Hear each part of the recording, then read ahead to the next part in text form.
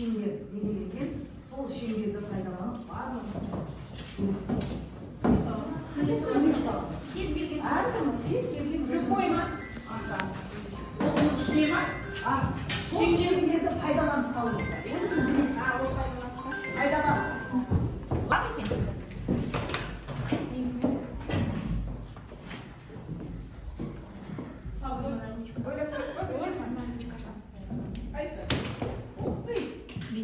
Барлықтарыңыз жақсы көремін деп жүрек салдым.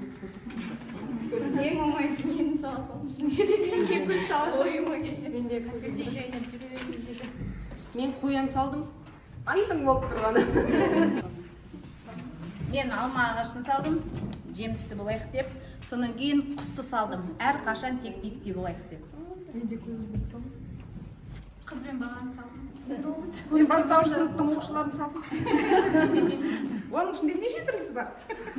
Мен балаларды сурет салдым, балаларды. Енді жұмысымыздың бәрі баламен болғаннан кейін гүлдер салдым. Мен күліп тұрған қызды суретін салдым. шие салдым. Мен бүгінгі күнге әдемі жарқырап, гүлдей жайнап, жақсылап өткізейік деп гүлдің суретін, сосын мен күннің шуақ шашылып тұрған күннің суретін салдым. Мен шеберлік сыныптан барлығын көрмей қалмайын деп көзілдіріп кейін дедім. Тамаша. Ал енді қарайықшы, барлығымыз осы шеңберді пайдаланып әртүрлі сурет салдық. Солай ма? Бір-біріміздің суретіміз ұқсамайды. Демек, әрқайсымыздың ойлау қабілетіміз әртүрлі деңгейде. Енді осы шеңбердің суретіне түсіне қарап топқа бөлінеміз. Жолдары тақырыбымыз. Енді барлықтарымыз мынау жаңа біздің шеңберді пайдаланып сурет салып, енді біздің осы оқушыларымыздың салған суреттерін көрейік. Біздің балаларымыздың ойлау қабілеттерін көрейік. Қандай сурет салған? Жаңа сіздер басқаша салдыңыздар, мынау оқушылардың салғаны. Көрдіңіздер ме? Оқушыларымыз дәрігерге дейін салған екен, көліктерді салған екен оқушылардың. Біздің оқушыларымыздың ойлау қабілеттері осындай екен. Енді барлығымыз тақтаға видеороликке назар аударайық. Біз күнделікті өмірде көптеген шешімдерді қабылдап отырмыз. Бірі кішкентай маңызсыз болса, енді бірінің біздің өмірімізге деген әсері зор. Мысалы, кімге дауыс беруім қажет, диетаға отырсам ба жоқ па? Немесе хабарламаны жіберу мені миллионер етеді ме? Шешімдеріңізді ойланып жүрген болсаңыз, 2 апта ішінде нәтиже көру факторы сіздің осы іске итермелейтін жасырын себептердің бірі болуы мүмкін. Көздегеніңіз салмақ тастау не дұрыс тамақтануға деген талпыныс шығар. Қандай да болсын, өз мақсатыңызды айқын білу өте маңызды. Біз қазір бейнероликтен не көрдік? Сіз бейнероликтен не түсіндіңіздер? Не істесең де сұрақ қою арқылы өз-өзіне не беру керек сияқты. Сұрақ қой деп айтыр ғой. Екі жағымен салыстырып енді бұл жерде біз көріп түсінгеніміз, адам бірінші өзіне бір істі бастамас бұрын сұрақ қойып алса, содан кейін сол сұрақтың тиімді жағынан жауап іздеу. Жауаптың екі түрі болады екен, мысалға оның тиімді және тиімсіз жағы. Соның тиімді жағын өзіңе алып пайдалану. Шешім қабылдау. Сол шешім қабылдар кезде мысалы өзіңе кішкене сенімсіздер болса, не болмаса тағы да бір нәрселер жетіспей тұрса, жеткіліксіз болып тұрса, өзге елден ақпарат алып, мысалы болмаса гаджет қолдану арқылы ақпарат алуға, сосын барып сол өзіңнің діттеген мақсатыңа жетуге болады деген нәрсені көріп. Өте жақсы, жарайсыз. Ал енді қандай ой түйдіңіздер енді осыдан? Бір шешімге бірден келмеу. Бір шешімге бірден келмеу. Мысалы үшін бір жағдай болды ма, соны жан-жақты қарастыру. Жақсы жағын, жаман жағын әбден зерттеп, содан кейін шешім қабылдау. Ақпарат жинау. Өте жақсы. Енді алдарыңызда қандай мақсат қоясыздар? Алдыңызда болашақта. Күнделікті қандай ақпарат келді, сол кезде қандай мақсат қоясыздар? Сені жету үшін ең бірінші тұрғыдан ойландық қой. Ойлану үшін сұрақ қоямыз, яғни мақсатқа жету үшін адам армандау керек әр нәрсе. Оны жаңағы бүткіл алған нерсін жинақтап, ақпараттардың бәрін жинақтап талдап содан барып шешім қабылдаймыз. сонда ғана біз мақсатымызға жетеміз. Өте жақсы. Бұл сонда қандай сыни тұрғыдан 7 рет өлшеп, 1 рет кес деп айтамын. Егер өзімнен бастайтын болсам, өлшеп, барып, қарап, жан-жақты зерттеп, ойланып. Бірақ оның шешімі бар. шешім бар, соның дұрыс жолын пайдалы жолын табу. Шешімнің тиімді жолдарын Тиімді жолын шешімнің алу. жолдары жоқ қой, бірақ соның тиімді өзіне Қайсысы зиян емес, айналамыздағы адамдарға зиян болмайды да шешім қабылдауымыз. мысалы әркімнің пікірі әртүрлі ғой. Иә, сондықтан өзіңе тиімді жол пайдалы. Ішке зиян тимейтіндей болу керек қой. Өте жақсы. Шебер сыныбымыздың мақсаты қысқа мерзімді жоспар құрастырудың ерекшеліктері мен тиімді жолдарын көрсету, қысқа мерзімді жоспар барысында кездесетін қиындықтарды шешу, педагогикалық мақсаттарды айқындау дағдыларын қалыптастыру. Мұғалімдерге жаңа әдіс тәсілдерді іс тәжірибесінде пайдалануға бағыттау. Шебер сыныбымыздың міндеті қысқа мерзімді жоспар құрастырудың негізгі принциптерімен таныстырып, жоспарлау кезеңдерін түсіндіріп, мақсаттарды дұрыс анықтауға бағыт беру. Мұғалімдердің танымдық және шығармашылық қабілеттерін дамытуға жағдай жасау, әдіс тәсілдерді қолдану дағдыларын практикалық түрде қалыптастыру. КМЖ құрастырудың сапасын арттыру үшін кері байланыс қабілеттерін дамыту керек екен. Енді мен сіздерге осы жерде айтып кетейін, жаңа сіздер бірінші кіргенде қима қағаз бердім, ода 2 шеңбер болды. Сол шеңберді пайдаланып сурет салу етін. Иә? Сіздер әртүрлі сурет салдыңыздар. Неліктен? Не жетпеді ол жерде? Уақыт аздау болды. Тез бірден ойламаған. Бірден ой жоқ шығар ол жерде. Ақпарат жинамастан бірден біз ойымызға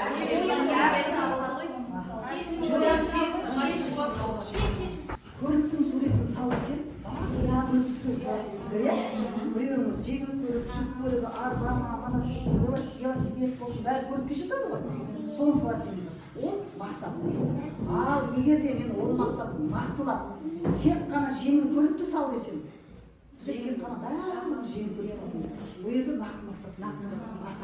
Енді осыған орай алдымыз тақтаға қараймыз. Алға қойған мақсатты қойғанда смарт критерийіне сәйкес келе ме, соны тексеруге болады. Ол смарт критерий мынандай бөліктерден тұрады екен. Бұл смарт критерийі ағылшын тілінен алғанда ақылды дегенді білдіреді. Бұл ағылшын тілінен смарт сөзіндегі әріптер талданған. Онда S нақты, M өлшенетін, A маңызды, T белгілі бір уақыт ішінде. Арнайы нақты мақсатты қойғанда бізде мынандай сұрақтар болады екен. Өзімізге қоюымыз керек екен осы сұрақтарды. Қандай мәселе қамтылды? Біз не істейміз? Неге мұны дәл осы сәтте істеген маңызды? Біз мұны қалай істейміз? Жаңағы шеңберді белгілеп осы сұрақты нақты мақсат алатын болсақ, өстіп едік. Бұған мысал келтіретін болсақ, мысалға мен осы нақты мақсат қою үшін. Басына мақсат қойдым да, мен ағылшын тілін үйренемін.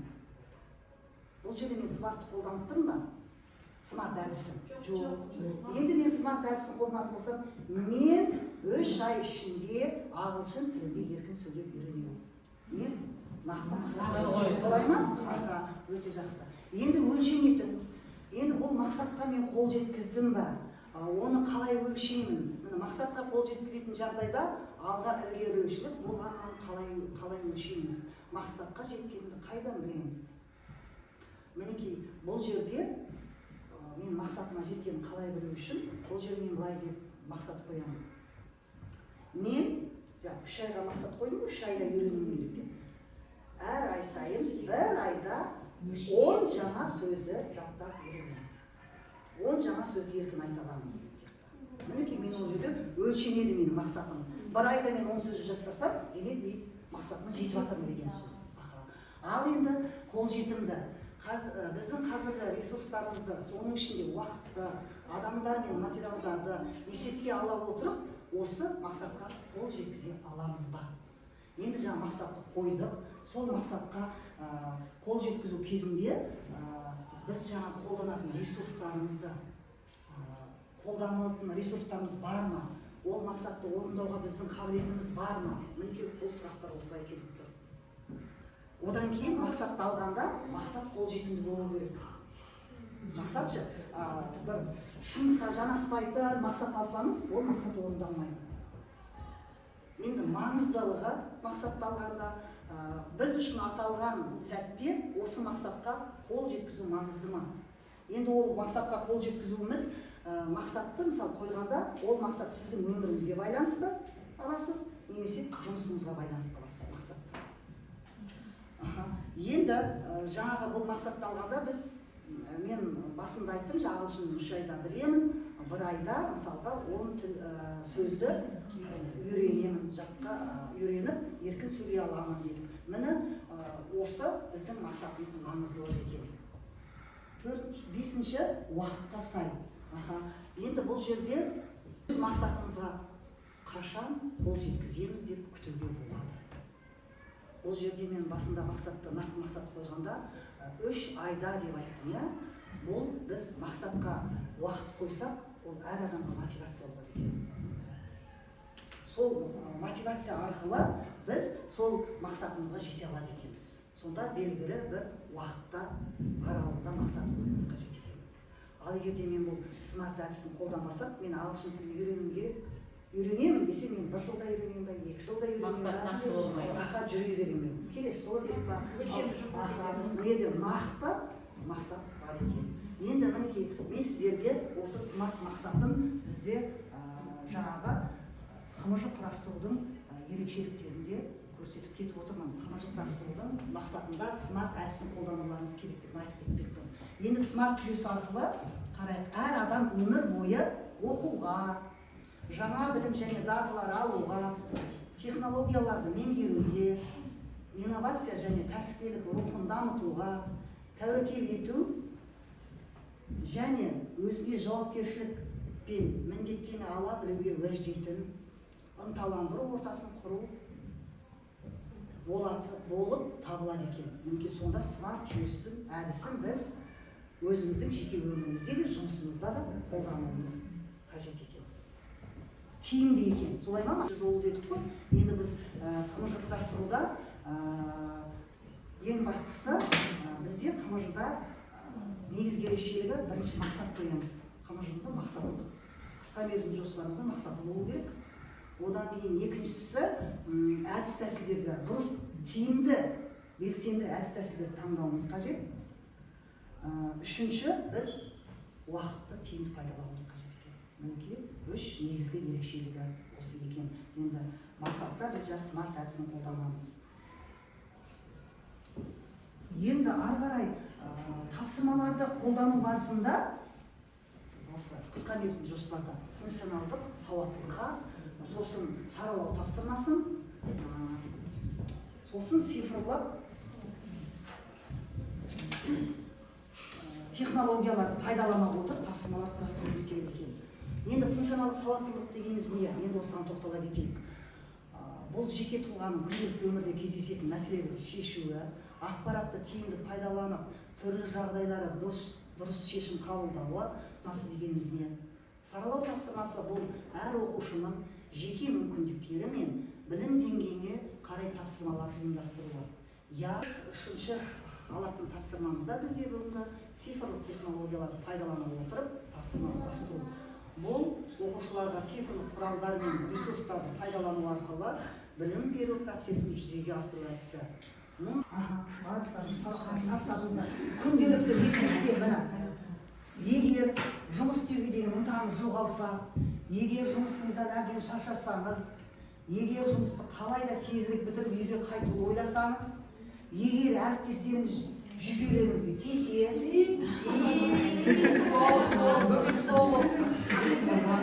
егер ешқандай көңіл күйіңіз болмаса, онда не туралы ойлау керектігін білесіз бе? Қазір қарайық.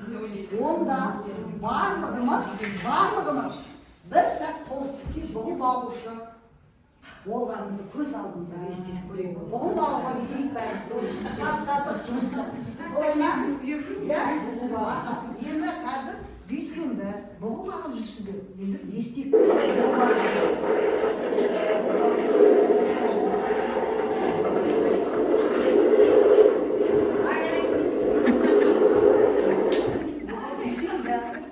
Енді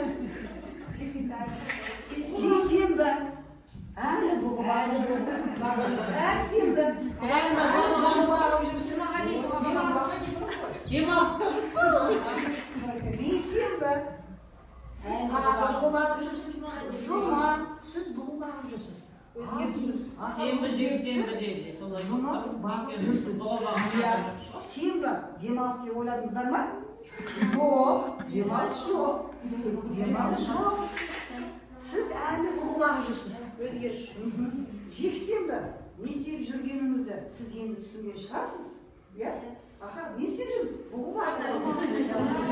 Бұғып ағып жүрсіз. Дұрыс таптыңыз. Бұғып ағып жүрсіздер. Онда демалыс жоқ. Күнделікті болғансыз бағасында. Ал бізде 5 күн жұмыс істейміз, 2 күн демаламыз. Солай ма? Салыстырамыз. Енді бұғып ағып жүргенде демалыстарыңыз сіздің жылда бір-ақ рет демалысыңыз болады. Тек қана геологтар келгенде демаласыздар. Енді ары қарай сіздің үйіңіз лашық. Лашықта сізді не күтіп тұр? Үйіңіз солтүстікте жүрсіздер ғой. Сіздің отбасыңыз, балаңыз, кешке жейтін асыңыз тек қана кеп тұрген бұғы еті, күнде соны жейсіз. Өміріңізде бір-ақ рет жуынасыз, тек туылғанда жуынасыздар. О да лашықта ыстық су өмірде көрмедіңіз. Сіздің жейтін ең негізгі көкөністеріңіз балаларыңыздың терген тамырымен жабайы жеміс жидек жейтініміз. Егер сіз бұғыларды дұрыс бақпайтын болсаңыз, аштан өлесіз. Дұрыс бақмасаңыз. Енді осындай өмірмен қазір өмірді салыстырайықшы. Салыстырайық. Аха. Ол жақта жаңағы ыстық суда жоқ, лашықта тұрамыз, тек қана бұғын етін жейдек еміз кептірілген. Осының тамырын жейміз. Интернет жоқ, фотка жоқ, тек қана бұғы. Ешкіммен сөйлеспейсіз.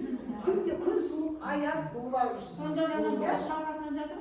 Бақытты екеніңізге сондықтан қуанайық біз. Иә?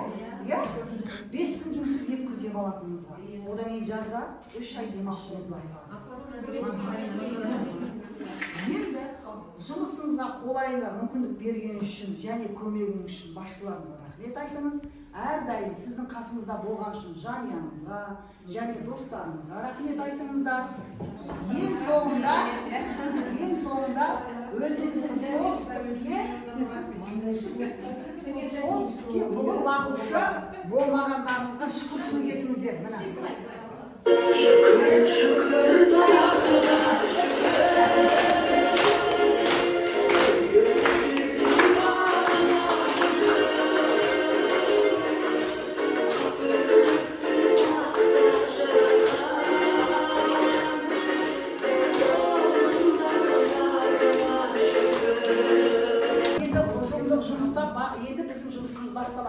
Сіздер хабарламаны естіп, ақпаратты естіп, шаршап қалды ғой деп зерттеу жасадық. Енді қарайық, ұжымдық жұмысымызда бүгінгі сабақтың тақырыбы ауаның қандай қасиеті бар. Оқу мақсаты 2-3-2-2 ауаның кейбір қасиеттерін сипаттау, агрегаттық күйі, түсі, иісі. Сабақ мақсаты ауаның қасиеттерін анықтайды, сипаттайды. Енді осы сабақ тақырыбына сіздер қазір қысқа мерзімдік жоспар құрасыздар. Әр топқа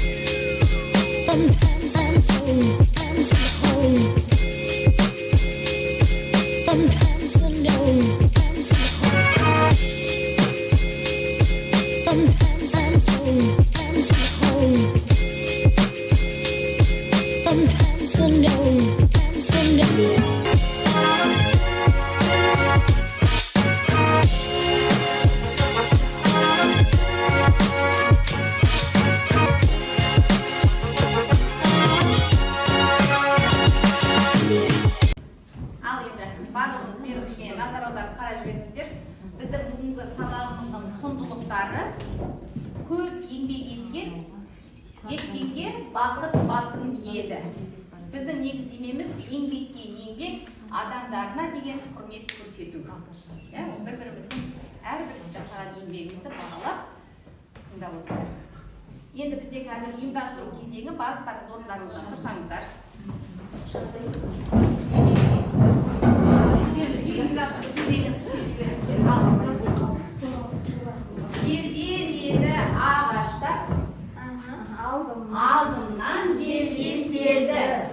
Кішкентай ағаштар үлкен болып өседі. Рахмет, отыра отырсыздар. Енді біз осы жерде өткен сабақ үй тапсырмасын біз жаңағы сұрақ жауап деп қойдық тек қана. Одан кейінгі бізде жаңа сабаққа ену үшін біз жаңа ой қозғау деп алдық. Ой қозғауда біз тәжірибе жүзінде көрсетсек дейміз. Біздің тәжірибемізде жаңағы зат, шар және қағаз. Шарымызды біз қазір бүрлейміз.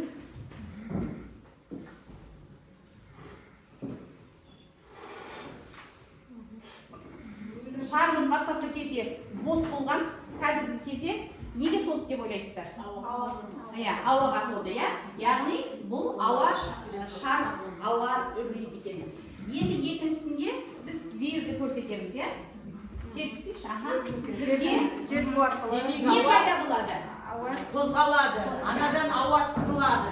Үрленеді және сығылады. Жоқ, ол қасиеттерді сіздер айтасыздар. Біз тек қана ауа екенін ашып сіздерге ауа, бүгінгі өтетін тақырыбымыз ауа екенін ғана жеткізіп. Және біз мысалға өздеріңізге жаңағындай жел деген уақытта не пайда болады? Жел пайда болады. Ал жел дегеніміз ол біздің ауамыз. Ауа дегеніміз ол барлық бос кеңістіктерді толтырып тұрады. Енді айналадағы ауаның бар екенін тап қалай анықтай аламыз? Тап қалай анықтасақ болады осындай ауаны? Сіздерге ой тастап тұрып енді. Сіздер мысалы оқушысыздар ғой. Айналадағы ауаның бар екенін тап қалай анықтай аламыз?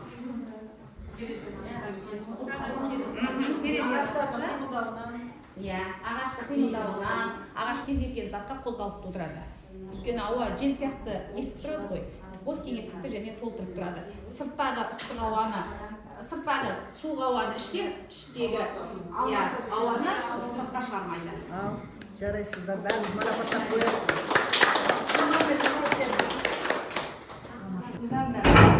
Пішіні болмайтынын анықтайды, көзге көрінбейтін тәжірибе арқылы дәлелдейді және сипаттайды. Бізге керекті ресурстарымыз пакет, шар, шыны ыдыс және гүл ароматизатор. Жаңа айтып жатырмын ғой, қалай иіс кабинетке кіргенімізде ауаның иісі бұзылғанын біз байқаймыз ғой, не арқылы? Сезу арқылы деген сияқты. Содан кейін тапсырмамыз пакет үрлейміз, пакет үрлейді, шарды үрлейді, шыныны ыдысқа, шыны тұрады мына жерде қараймыз, бірақ ол біздің көзімізге көрінбейтінін дәлелдейміз, білеміз. Ол жақта ауа бар, бірақ біз ол көрінбейді. Ауаға қарайды да, ауа көрінбейтінін дәлелдейді. Дескрипторымыз тәжірибені бақылап, нәтижені дұрыс жазады. Ауа түссіз, иіссіз екенін анықтайды және дәлелдейді. Ауаның пішіні болмайтынын түсіндіреді. Ресурстарымызды айттық. Менде тест жасадық. Бағалау критерийі Ауаның несін біледі ғой, қасиеттерін анықтайды, дәлелдейді. Көңіл күйлеріңіз қалай? Бізге 3-ші топқа саралау тапсырмасы келіп отыр. Біз 3 деңгейге беріп отырмыз балаларға. Бірінші деңгей суретке қарап ауаның қандай қасиеттері көрсетілген белгілейді. Ол көріне ме, ол сығыла ма, ол кеңие ме, иісі бар ма, дыбысы бар ма? Сол сурет арқылы көреді бала, ауаның қасиетін ажырата алады жасалғаннан кейін. Суретке қарап ауаның дұрыс қасиетін таңдайды, ауаның сығылуын, кеңеюін, қасиетін дұрыс айтады. Бірінші деңгей, яғни шара арқылы, бұл емес сіздікі екіншісі.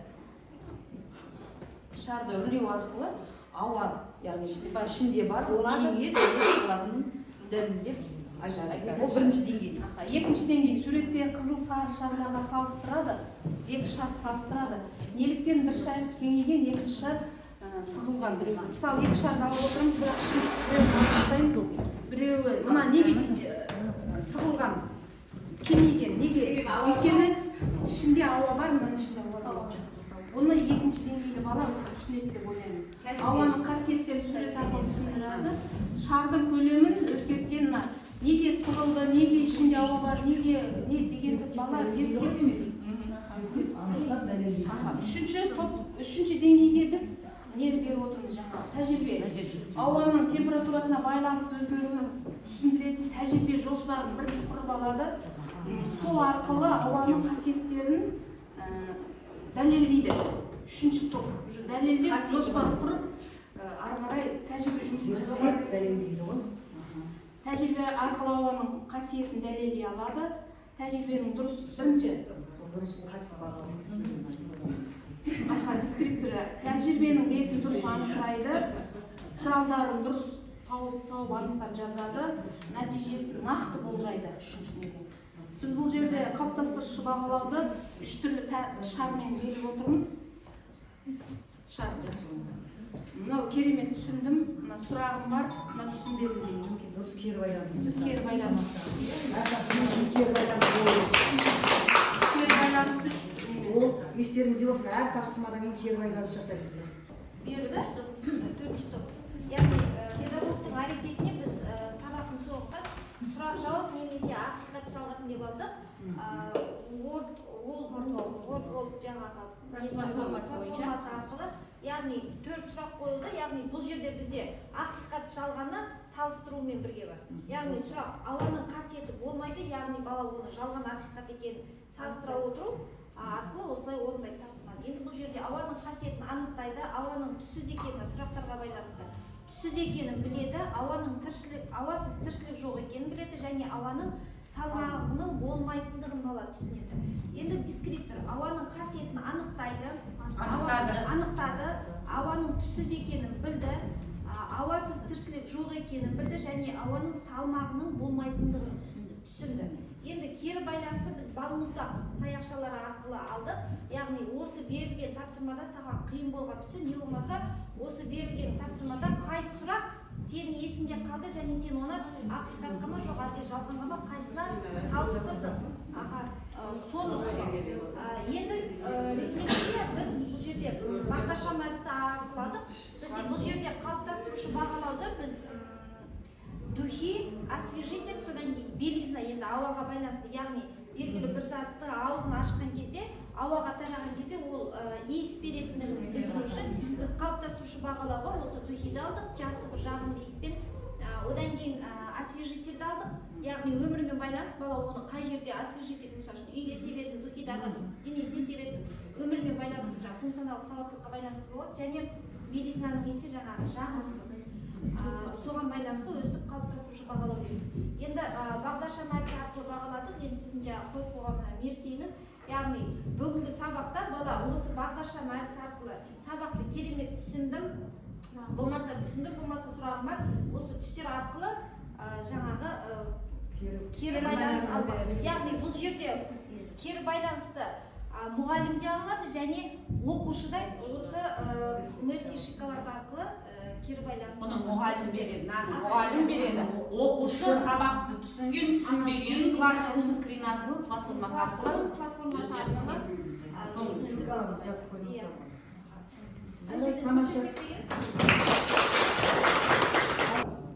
қысқа мерзімді жоспарды құрастырдық.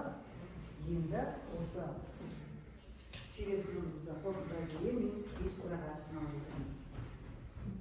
Қысқа мерзімді жоспарды құрастырудың қандай тиімді жолымен ерекшеліктерін білдіңіз? Смарт мақсат бойынша нақты әдісін соны білдік, өз нақты мақсатқа жету, әдістерді тиімді пайдалану. оқушы деңгейін анықтау. Мақсатқа жету үшін тынығып қолдану. Оқушылардың білімін тереңдетуге қандай әдістерді қолдану тиімді деп санайсыздар? білімін тереңдету үшін. Көбінесе мына мотивация балаларға көп не береді. Мотивация баланың білім алады. жоқ, білімге құштарлығын. Сабақтың үстінде бір не берсе, мынаның бәрін оның ресурстар көп болу керек. деңгейлік тапсырмаларының бәрін алмай бара сол жақсы уақытты көп қажет етпейтін бірақ нәтиже тиімді көрсететін әдіс тәсіл енді қымыз құрастыруда саралау қағидаларын қалай тиімді қолдануға болады. Жаңағы саралау тапсырмаларды алған кезде біз әдіс тәсілді көп қылып алатын болсақ, біз қымызда 5-6 тапсырма алып, оның әрқайсысын әдіс тәсілді қолданатын болсақ, ол тиімді ме? Тиімсіз. Жоқ, сондықтан біз әдіс тәсілдерді алған кезде де оны саралап, қайсысы тиімді екенін нақтылап білеміз. қай пәнге сай Шебер сыныптан қандай әсер алдыңыздар? жақсы. Қандай әсер алдыңыздар? Сіздерге пайдалы болды ма? біздің өзімізге тағы да қосатын жерлерімізді одан ары қарай біз дамыттық дейік па, толықтырдық. Маған мысалы жаңа бірінші келгенде домалақ бәрімізге бірдей таратты да ойладым, бәрімізге бірдей қалай болар екен. бірақ әртүрлі Іште әркімнің ойы әртүрлі екен, әркім әртүрлі бейнелейді екен. осы жерде бар ғой менің байқағаным мұғалімдердің жасаған шеңберді жасаған жұмыстарына қарағанда оқушылар қызығырақ тереңірек сияқты. Өйткені прям мына дәрігерді салған, қалқып салған, мынандай біз жеңіл жағынан қарастырып, олар тереңірек ойлаған. сол жер. Келесі сыныбымызға кері байланыс. Алдарыңызда әртүрлі түсті шар жатыр, түсінен түсінеді. Білесіздер түсте. Сол шарды өрлейміз.